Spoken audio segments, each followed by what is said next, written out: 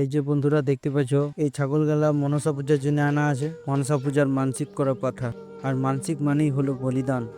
আর বলিদান মানে একটাই কথা, জীবন কেড়ে নেওয়া। কিন্তু আমার মন কিছুতেই এই নির্মমতার সায় দেয় না।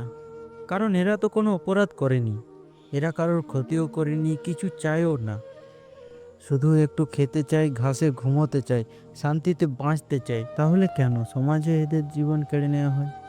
সমাজে কেন তাহলে এদের জীবন কেড়ে নেওয়া হয়? আমরা মানুষ, আমাদের কথা বলার জন্য ভাষা আছে, আমরা কিছু হলে বলতে পারি। কিন্তু এরা তো নিরীহ একটা প্রাণী, এদেরও তো প্রাণ আছে, এদেরও তো অনুভূতি আছে। ব্যথা পেলে ব্যথা হয়, কষ্ট হয়। পূজা মানে কি প্রাণ কেড়ে নেওয়া? পূজা মানে তো ভালোবাসা, দয়া, ভক্তি। মনসা মা কি কোনোদিন বলেছে আমার পুজো করতে হলে একটা প্রাণ বলি দাও? উনি তো জীবনদাত্রী, মায়ের রূপে পূজিত।